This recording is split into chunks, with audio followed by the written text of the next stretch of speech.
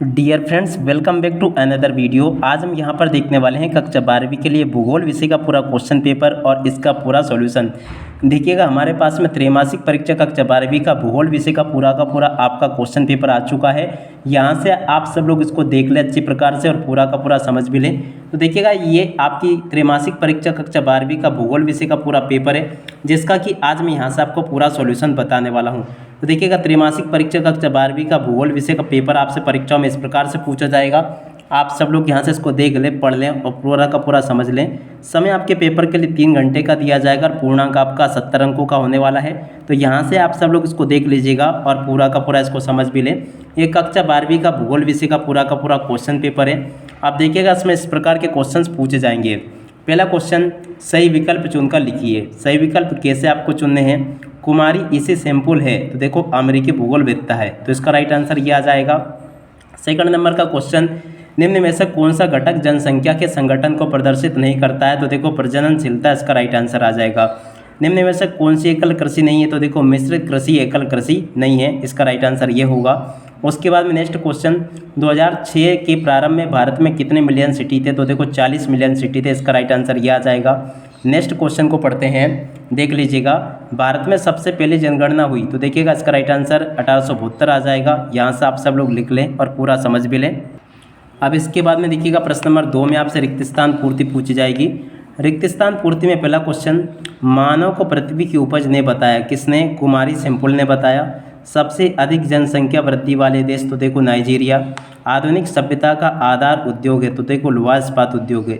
समतल क्षेत्र में ग्रामीण बस्तियों का प्रतिरूप दिखाई देता है, तो देखो आयताकार प्रतिरूप दिखाई देता है। विश्व में जनसंख्या की दृष्टि से भारत का स्थान है, तो देखो दूसरा स्थान है। मध्य प्रदेश का सबसे बड़ा महानगर तो इंदौर होगा। तो इस प्रकार से आप सब लोग इन क्वेश्चन को देख लें और पूरा का पूरा इनको समझ भी लें। यहाँ तक के सभी क्वेश्चंस और उनके आंसर्स मैं आपको बता चुका हूँ। उसके बाद में देखो, यहाँ से आप लोग जोड़ी के मिलान को देख ले, जैसे कि प्रमुख मोटा अनाज, इसकी जोड़ी ज्वार से मिल जाएगी। भारतीय राष्ट्रीय जल नीति, इसकी जोड़ी 2002 से। प्रदूषण मुक्त ऊर्जा की जोड़ी पवन ऊर्जा से। बॉम्बे हाई की जोड़ी पेट्रोलियम से और सोयाबीन की जोड़ी मध्य प्रदेश से। तो ऐसे आप लोग जोड़ी के मिलान को पूरा कंप्लीट कर लो। अब इसके बाद में हम इधर आ जाते हैं, इन क्वेश्चन को पढ़ते हैं। देखिएगा, प्रश्न नंबर 4 में आपसे एक शब्द या फिर एक वाक्य में उत्तर पूछे जाएंगे। तो यहाँ से आप सब लोग एक शब्द या फिर एक वाक्य में उत्तर को भी पूरा कर लें। पहला क्वेश्चन पढ़ते हैं इसमें, विश्व में निम्नतम लिंगानुपात किस देश का? तो देखो सऊदी अरब का है। कौन सा देश विश्व में चिकित्सा पर्यटन में अग्रणी बनकर उभरा? तो देखो भारत उभरा। उसके बाद में दक्षिण एशिया के प्रादेशिक सहयोग संगठन का नाम, तो देखो सार्क होगा। भारत में किस राज्य की साक्षरता का दर 2011 सबसे कम है? तो देखो बिहार की है। 50 लाख से अधिक जनसंख्या वाले नगरों को क्या कहते हैं? तो देखो इसको कहते हैं मेगा सिटी। और उसके बाद में भारत में रेडियो प्रसारण कब शुरू हुआ? तो देखो 1923 में रेडियो प्रसारण शुरू हुआ है। तो देखो, यहाँ तक के सभी क्वेश्चन और उनके राइट आंसर मैंने आपको बता दिए। उम्मीद करता हूँ कि सभी आपको अच्छे से समझ में आ गए होंगे। उसके बाद में देखिएगा, प्रश्न नंबर 5 को देख ले, जिसमें कि आपसे सत्य असत्य पूछे गए हैं। तो यहाँ से आप सब लोग सत्य असत्य को भी देख ले। सत्य असत्य कैसे आपसे पूछे गए हैं, चलो हम एक एक करके समझते हैं। तो देखिएगा, पहला क्वेश्चन, मृत्यु दर अधिक हो जाने से औसत जीवन प्रत्याशा घट जाती है। तो यहाँ पर आपका यह सत्य हो जाएगा। जनसंख्या का आकार परिवहन मांग को प्रभावित करता है, ये भी आपका सत्य होगा। खनिज संसाधन संपूर्ण विश्व में समान रूप से वितरित है, तो ये भी असत्य हो जाएगा। 2 समय बिंदुओं के बीच जनसंख्या में परिवर्तन को जनसंख्या वृद्धि दर कहा जाता है, ये भी आपका सत्य हो जाएगा। प्रवास के कारण आयु व लिंग संरचना में कोई प्रभाव नहीं पड़ता है, ये भी आपका सत्य होगा। असत्य होगा ये वाला। और ईमेल जनसंचार का माध्यम है, तो देखो ये भी आपका असत्य हो जाएगा।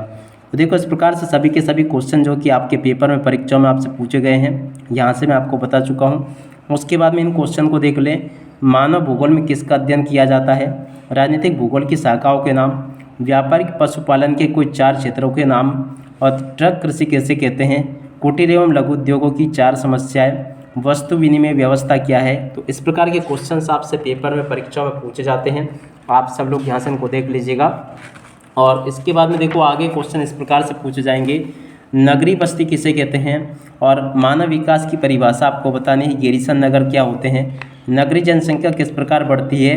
धूम्र कोहरा क्या है? इस प्रकार के क्वेश्चंस होंगे जो कि आपके पेपर में पूछे जाएंगे। प्रश्न नंबर 16-17 तक के सभी क्वेश्चंस मैंने आपको बता दिए।